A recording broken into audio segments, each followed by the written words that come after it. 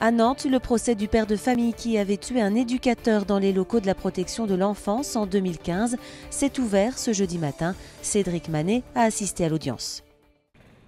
À ce procès, il est bien entendu question du meurtre d'un éducateur spécialisé du service social à l'enfance, mais ce sont aussi des violences conjugales qui y sont évoquées. L'histoire d'un homme qui semble ne pas se rendre compte de sa violence, d'après ce qu'il a dit à la barre cet après-midi. Son avocat tente de l'expliquer. C'est quelqu'un qui a subi dans son enfance effectivement des violences importantes. On a pu le détailler ce matin. Et c'est quelqu'un, on peut le voir, vous avez pu le constater, qui se contrôle parfaitement et qui répond, qui ne coupe pas la parole. Donc sur ce point-là, je pense qu'il n'y a pas de difficulté à constater que mon client se tient comme il faut. Et d'après l'avocat de l'enfant de l'accusé et de son ex-femme, cette affaire est exceptionnelle de par les circonstances dans lesquelles elle s'est produite. Ça donne un éclairage particulier à cette affaire. Je pense que la plupart des meurtres et féminicides se passent dans le huis clos familial. Là, il se trouve qu'on était sorti du huis clos familial et eh bien, il y a aucune limite à la violence, y compris face à des gens qui sont là pour aider et trouver des points de médiation. Le procès va se dérouler jusqu'à la fin de la semaine prochaine. Johanna Roland sera bien candidate à sa succession au municipal de 2020. Elle le confirme dans le long entretien accordé à Éric Chalmel, alias Frappe. Dans cet entretien fleuve, la maire de Nantes raconte entre autres sa rencontre avec Emmanuel Macron avant la présidentielle. Elle explique aussi sa vision de la métropole de demain et reconnaît que la ville s'est trompée sur le carré Fédot, sans oublier Valdemarquita et l'Arbre au Héron. Le tout à lire sur le blog de Frappe, État et Empire de la Lune. La brigade d'enlèvement des tags à Nantes était en grève ce mercredi et jeudi.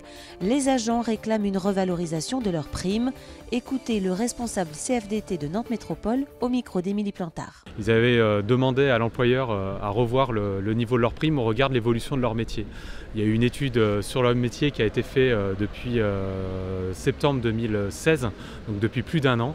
Et après un an d'études sur le métier, malgré les résultats de l'étude, l'employeur refuse d'augmenter ses primes et de reconnaître la spécificité et l'évolution de leur métier. Ça se chiffre à 45 €, puisqu'aujourd'hui les primes qu'ils reçoivent sont d'un montant de 110 €.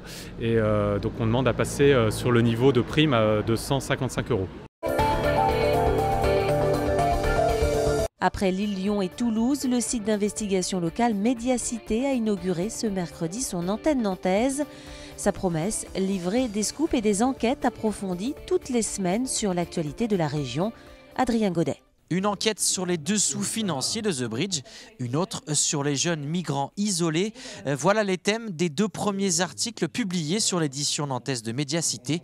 Au total, ce sont une quinzaine de journalistes indépendants locaux qui ont décidé de participer à l'aventure. J'ai eu plusieurs mois en fait. J'ai eu vraiment le temps d'angler mon sujet, de rencontrer les familles qui hébergent ces jeunes, de rencontrer ces jeunes, de voir avec ma photographe comment faire les photos, de rédiger l'article. Enfin vraiment, c'est un peu du luxe pour un journaliste. On est toujours beaucoup dans l'urgence, en réaction à une actualité ou une info. Et là, pour une fois, j'ai eu l'impression de faire du slow journalisme, c'est-à-dire le journaliste qui prend son temps. C'est très agréable. Une enquête publiée par semaine pour un abonnement de moins de 7 € par mois.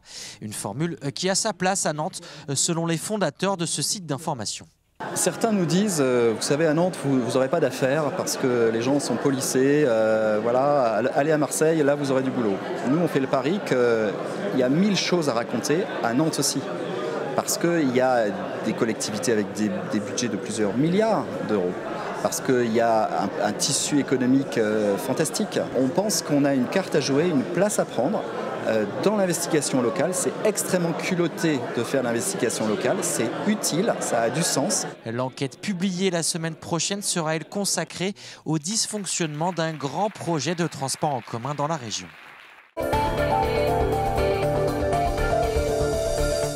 À Brin, les vendanges 2017 devraient être un bon cru.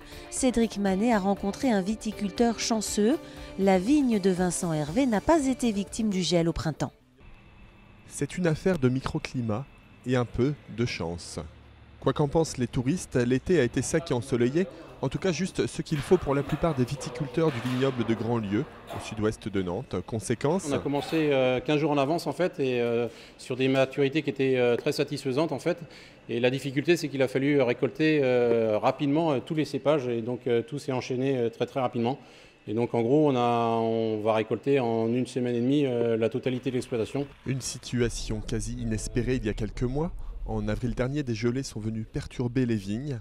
Le spectre des gelées de 2016 avait alors refait surface. Les gelées de l'an passé nous ont porté un préjudice au niveau des rendements, et donc on a perdu 60 à 70% de la récolte.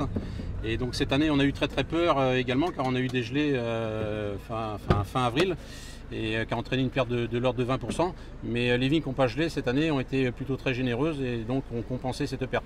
Les premières dégustations de Chardonnay, Sauvignon et Gros Lot sont prévues à la mi-novembre.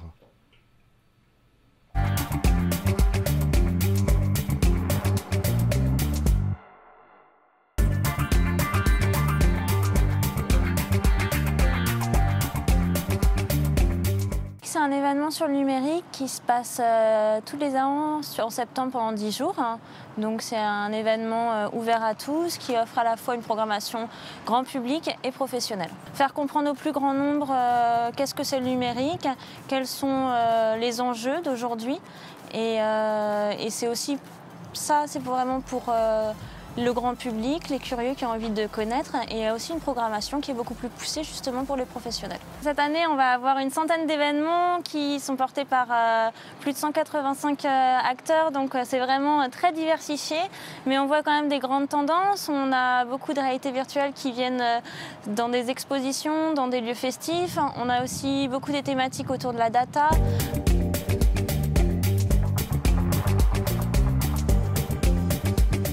En termes d'événements, on va avoir une exposition qui s'appelle Bibliothèque la nuit, qui va commencer à partir du 19 septembre, qui va se dérouler au lieu unique et qui va être, je pense, une belle exposition qui va inviter les spectateurs à partir de réalité virtuelle à visiter différentes bibliothèques du monde entier.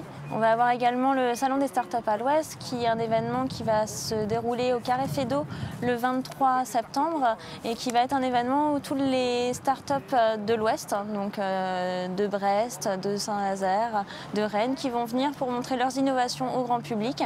Et donc ça va vraiment être un moment pour découvrir justement toutes les nouveautés sur le champ du numérique. On va également avoir le Nantes Game Experience, qui va être un événement qui va se dérouler le 16 et 17 septembre à la Cité des Congrès, et qui va être un événement qui va porter sur le jeu vidéo, vraiment le jeu vidéo sous toutes ses formes, les nouveautés, mais également les choses qui sont plus ancrées dans la culture du jeu vidéo.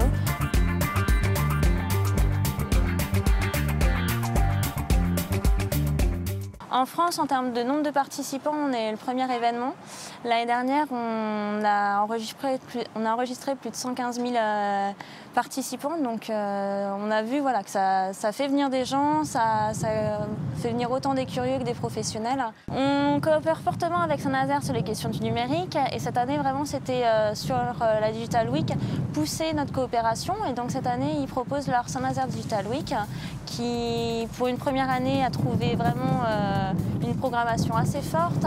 Ils ont plus de 80 événements, donc on voit que chez eux aussi, les questions du numérique, ça motive beaucoup d'acteurs. C'est vrai que Nantes aussi est assez connue justement pour son jeu à la nantaise, pour rapprocher des acteurs, pour ce croisement et cette envie des acteurs de faire ensemble.